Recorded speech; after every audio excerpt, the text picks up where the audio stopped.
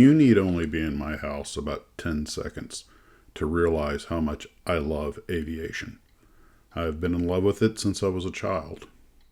I grew up hearing about the golden era of aviation, the interwar period between the 20s and the 30s, and then the golden age of air travel, usually the 50s through the 60s, and how it all came crashing to an end with deregulation in 1978. Although one could argue it really started with the oil embargo of 1973, but that's another discussion. I love aviation so much that I made it my career, and I do believe that I retired just at the tail end of the third golden era. Safety. There's no question that the events of 9/11 changed airline travel forever, but as much as few people want to admit it, it is much safer now. Security is finally becoming more efficient while being more effective, although nothing's foolproof.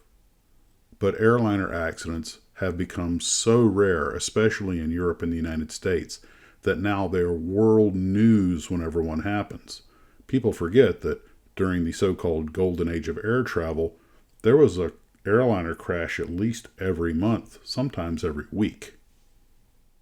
There can be no question that although many of the amenities are gone, air travel is the safest it has ever been in history. More destinations are open via jet travel than ever before. For young pilots trying to start their careers, these are the best times ever.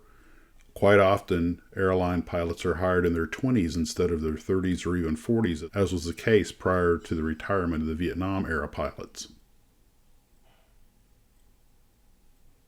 Like any other industry, the airlines have always been plagued by ups and downs in the market as well as mergers and acquisitions. But the industry is doing so well that we actually have a pilot shortage, or at least have had one.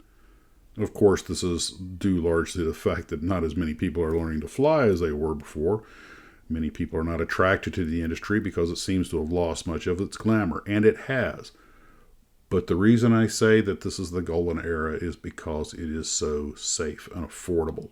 Almost the opposite of what it was in the 40s. And people forget, flying in the 40s and 50s wasn't always that pleasurable an experience with those big radial engines out there barking away.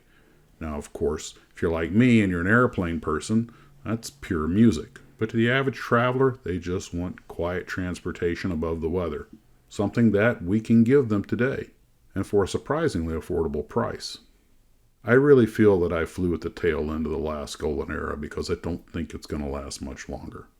With major security concerns like state-sponsored terrorism, now even allegedly Russia putting bombs on cargo aircraft, I'm really beginning to worry about the future of aviation.